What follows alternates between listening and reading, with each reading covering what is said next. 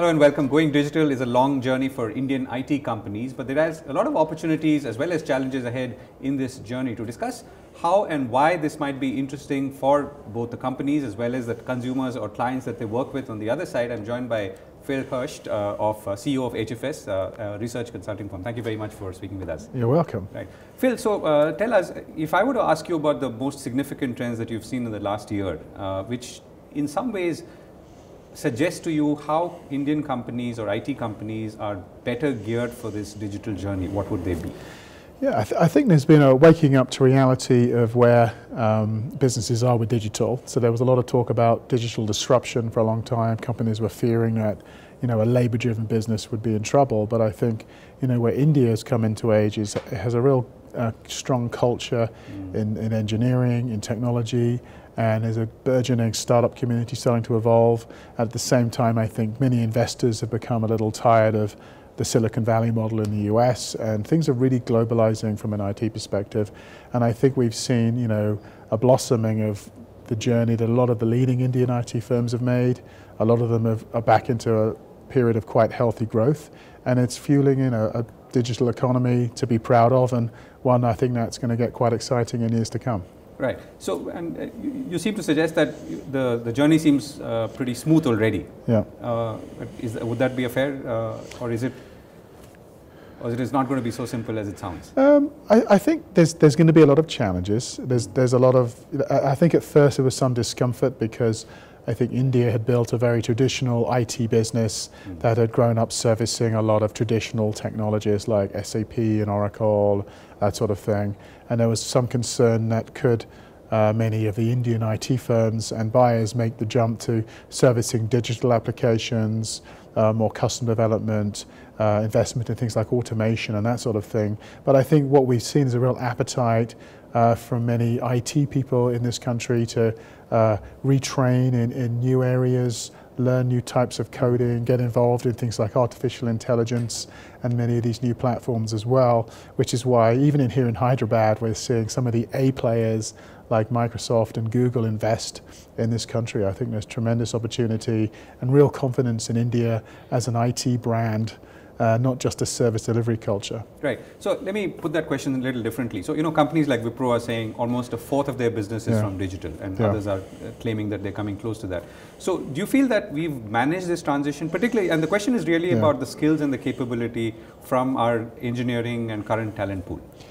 Yeah, I think there's managing the capability, but also realizing it doesn't happen overnight.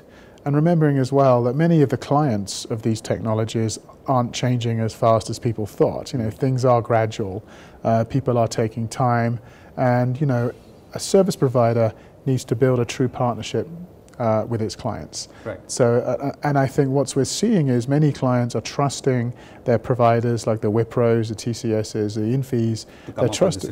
They're trusting them to work with them to come up with solutions. We just saw a couple of really big deals being announced by TCS, for example, with Transamerica and with Nielsen, which are bellwethers to show where this can go. Now, these deals entail clients taking more risk and showing more trust in their suppliers. But I think where we're seeing this moving is very positive for Indian IT. Right. So if I were to ask you a question from the other side, what are companies today, mostly in the West and Europe, America, what are they asking for today, and what is happening in their businesses that pushes them to kind of ask for the new digital solutions or the new digital architecture? Yeah. So the needs of the customers are changing. So businesses want to be more digital. So nearly every large business you talk to in the world now has a chief digital officer, which means they want to become more touchless, which means that people want to interact using more of the cool social, mobile, personal technology that we're used to in our own lives. So people are wanting to interact using social technology, mobile technology in the enterprise space, and that's the big driver for digital. So when we look at many of these businesses today, particularly those in B2C, in manufacturing, in consumer products and retail, they're looking to engage more digitally with their customers, which means they need to have a digital mindset and a digital infrastructure, which is driving the need and demand for digital capability. Right. But do you feel that there are some verticals where Indian IT companies could do better than the others, or is it a natural fit with most? I think there's some verticals where some of the Indian firms are doing better.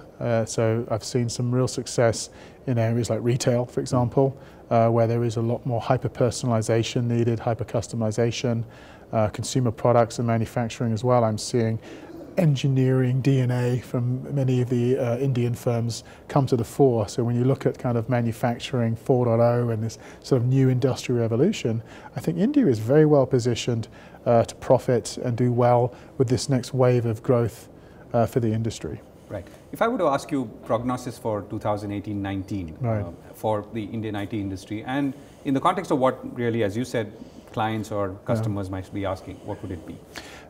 I think we're going to see two or three major trends. Two or three major trends. So I think we'll see the emergence of some mid-tier suppliers start to really come up the value chain. So I don't think it's just going to be dominated by the same, big six. I think we're going to see some of the smaller firms who are very focused. And we're already seeing that perhaps. I think we're already seeing some pretty exciting examples, of firms in very focused industry areas growing at double-digit growth rates, doing quite well, particularly those around the $500 million to billion dollar mark. Companies like Emphasis and Hexaware, EXL, these are examples I can go on of companies I think who are really starting to do very well and sort of buck the trend of some of the larger firms which are struggling to maintain some of the growth. Right. And finally, is there one thing that you feel that could that we, a CIO or for that matter a IT services company should be looking out for, which has the potential to fundamentally transform or harm a business? Yeah, I think that they need to look out for companies who can work with them, who can start to learn and understand their intrinsic needs and become a true partner down the line to help them with data, help them with analytics, help them think through, you can't be successful with something like machine learning, for example, or artificial intelligence if you're not working with partners who are truly working with you and understand your processes and your intrinsic needs, as opposed to just saying, we want you to do X task and that sort of thing. So I do think there's a shift in the types of partnerships that CIOs are looking for, a greater intimacy and a greater personalization. And I think some of the Indian firms are very well positioned to deliver that. Right. Phil Fersht, thank you so much for speaking with us. Cheers, thank you. Thank you.